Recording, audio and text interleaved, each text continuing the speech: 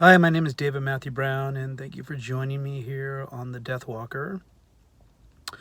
So, I've been in the field of bereavement support for 13 years, and one of the things that is becoming a reoccurring theme, and I'm also noticing this theme in regards to social media because people talk about the male figure is the one that judges, and judgment, and women shouldn't judge and men should judge, and what judgment actually is we need to talk about. So it doesn't matter if you're a man, woman, child, we need to do a fast on no longer judging.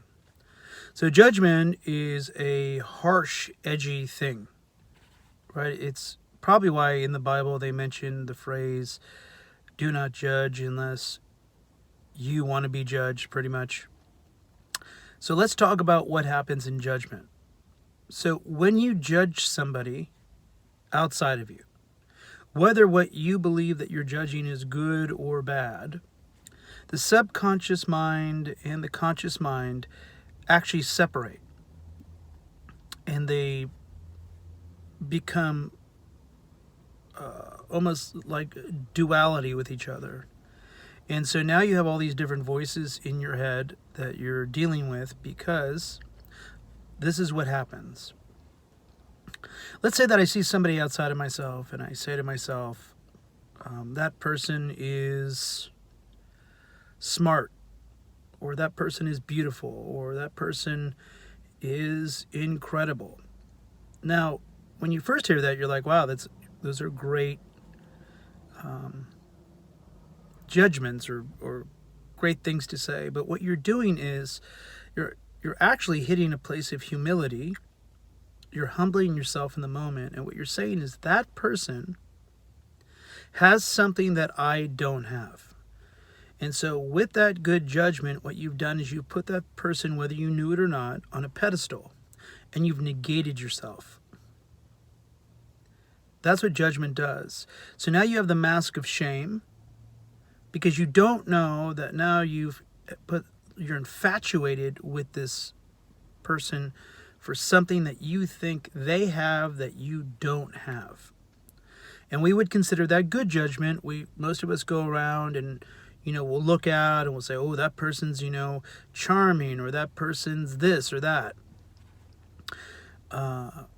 The other hand, when we look at judgment, which we would consider, let's say, bad judgment, let's say that you believe in your heart of hearts that you are better than somebody. So now you wear the mask of pride. Now, why is that important to recognize? Because what you're pointing out in them, you're denying in yourself. So we're all heroes and villains in people's stories. We're sinners and priests and nuns and good guys and bad guys. We're all of it. But judgment negates it. So we have to accept all of it. So judgment is like this weird shadow that we point out there. I don't know if you've ever heard people blaming somebody, or when you're around people that gossip. Everything they're gossiping about, they're denying within themselves. And then they're spreading that poison out in the world and assassinating somebody's character with their tribe. So gossip is horrible because it's a judgment call. It has nothing to do with the truth. And people that control through a place of judgment, always controlling, always like, is your life better than my life? Or what do you like? Kind of this kind of like small-minded way of being is another way. Whereas discernment is you go into a party and you're walking towards somebody, and then all of a sudden something doesn't feel right. So you go, okay. And then you go somewhere else and you go talk to somebody else. So discernment is softer. It's like almost like from a bigger essence of who you are. Where judgment is a complete denial of yourself. So what happens is, when I'm listening to somebody in bereavement support, and they're grieving, and they're grieving a loss. I am listening to what they're infatuated by with this other person, because if we could figure out what they're infatuated by, the loss of this person, it could have been, they were the love of my life. And then you talk to them about them being the love of their own life. That's what that person was trying to teach them. So if they can reach that point of acceptance, they release the loss, they embrace the grief, and now when it comes, there's no charge. It's just grief, remembering, missing the physical body.